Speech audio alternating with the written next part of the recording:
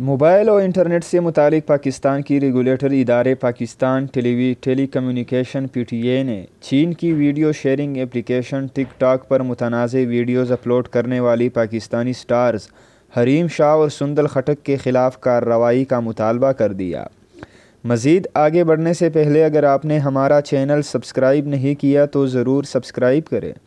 حریم شاہ اور سندل خٹک کے ٹک talk account پر کئی متنازع ویڈیوز اپلوڈ کیے جانے کے بعد پی ٹی اے نے ٹک ٹاک انتظامیہ سے رابطہ کیا۔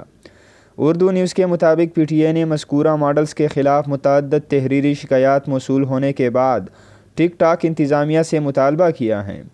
رپورٹ کے مطابق پی ٹی اے حکام نے اس بات کی تصدیق کی کہ انہیں ٹک ٹاک انتظامیہ کو دونوں ماڈلز کے خلاف کارروائی کرنے کے حوالے سے خط بھیج دیا۔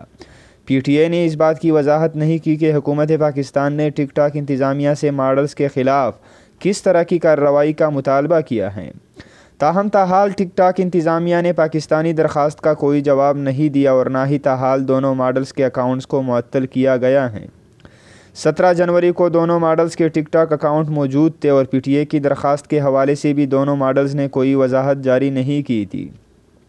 اگرچہ پی ٹی اے نے پہلے بھی ٹک ٹاک انتظامیہ سے متنازع ویڈیوز ہٹانے کے مطالبات کیے ہیں، تاہم یہ پہلا موقع ہے کہ حکومت نے ویڈیو شیئرنگ ایپ سے حریم شاہ اور سندل خٹک کے خلاف کارروائی کا مطالبہ کیا ہے، جو ایک مذاق لگتا ہے۔ ٹک ٹاک سے مطالبہ کیے جانے کے بغیر ہی آپ حکومت اس کے خلاف کوئی کارروائی کر سکتی تھی۔ حکومتی مشیروں اور وزیروں کے تصاویر شیئر کیے جا رہے ہیں اور پی ٹی اے مطالبہ ان ایپلیکیشن سے کر رہی ہیں کہ ان کے خلاف ایکشن لیا جائے، ان کے اکاؤنٹس معطل کیے جائیں۔ حالانکہ چاہیے تو یہ ہے کہ حکومت ان کے خلاف سخت سے سخت کارروائی کرے۔